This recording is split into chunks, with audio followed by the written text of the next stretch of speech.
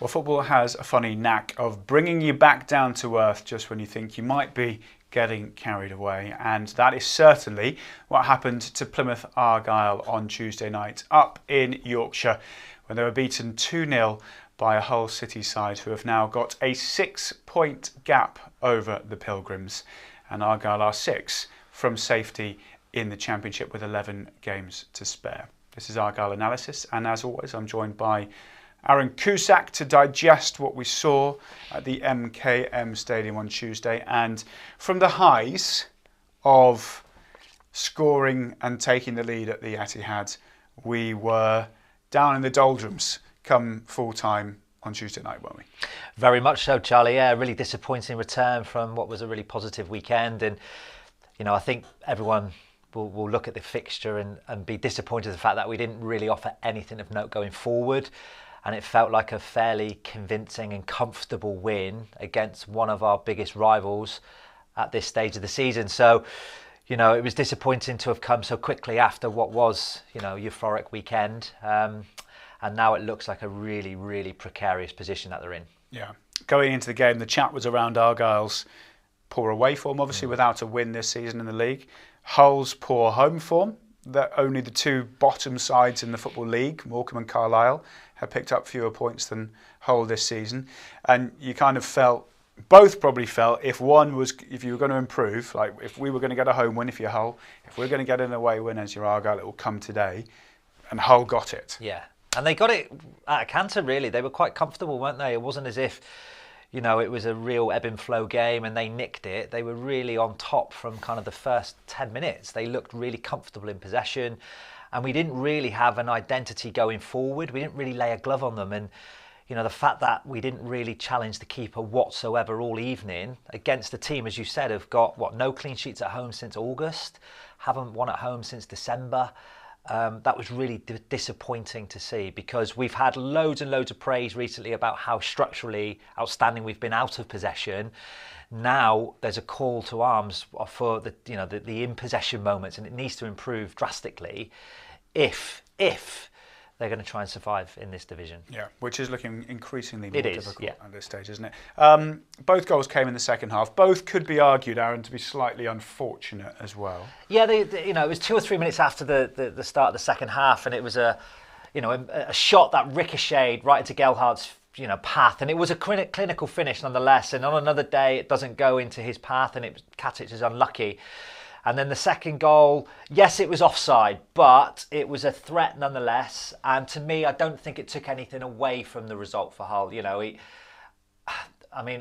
It's fractionally, isn't it? I don't think it's a huge, glaring, obvious offside, but it's offside nonetheless. They haven't got the replays, and that goal took the game away. And even during that spell, I felt that Hull were looking to get their second. So if there was going to be a second goal in the game, it was going to be Hull rather than ourselves.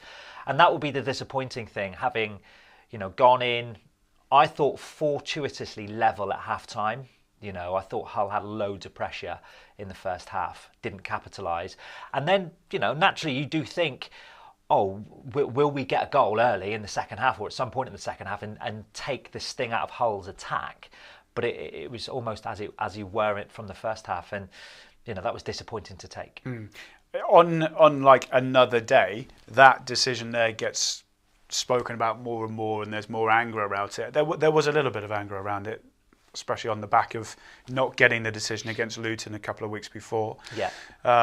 But like you say, there kind of wasn't that swell of fury amongst the supporters, probably because Hull were the better side on the day anyway. So it's like, well, yeah, it's annoying that we conceded a goal that shouldn't have counted, but didn't really make any difference. Well, who knows, but it probably didn't make any difference. No, sure, I agree with you. Whilst the letter of the law, if you remove emotion, it's offside. So yes, we have been hard done by in that decision. But like you said, we didn't offer anything in the game that warranted us getting something from it anyway, whether it was a draw or whether it was 3 points. So, that was the disappointing thing. And that's something they're going to have to find quickly. If they are going to give themselves a chance of getting out of the relegation zone, they've got to start laying gloves on opponents and taking the risk. And maybe, leaving players a little bit higher and leaving yourself a little bit more exposed at the back, but knowing that rather than worrying about conceding, try and take it to the opponent and try to capitalise on those forward runs. Yeah, and to be fair, I think Hull probably did that. I think a lot of supporters of Hull before Tuesday's game would have been saying we really struggled to break teams down. They were the second lowest scorers in the division. They put in kind of bleak performances against teams at the bottom, but Ruben Sellers made changes, and actually they looked pretty dangerous for most of the game. They looked dangerous, Charlie, both flanks as well. Coyle putting in a secondary ball here, and they got into positions like this where they were like half threats, and Gelhardt's delivery here, I mean, that's a wicked ball in. Conor Hazard does enough just to kind of palm it away, but this all happened in the first 15 minutes, so they were in the ascendancy, and Katic did what we know he does well. On another day that goes in, that would have been really harsh, but look at the types of crosses that are coming in and the way that they were attacking the spaces with aggression. I thought they were just a lot more on the front foot than we were. They were a lot more proactive. We were a lot more reactive to scenarios. I mean, that's a brilliant ball in, and it caused issues in and around our box, and we just couldn't get a foothold in the game. And this little interchange here is a really good example of when you change the angle of the ball regularly, you get into threatening areas, and Conor Hazard needs to make a good save. But it felt like for long periods of the game we were having to recover and get in last-ditch moments. And even here, game was a little bit stretched at this stage, but it still felt that they were looking dangerous. I mean, that clearance there didn't do anything of note, and it fell to McLaughlin, and he rifles it over the top. So, whilst they didn't fashion out clear-cut, big moments, they had a lot more of a swell in terms of a threat than we did.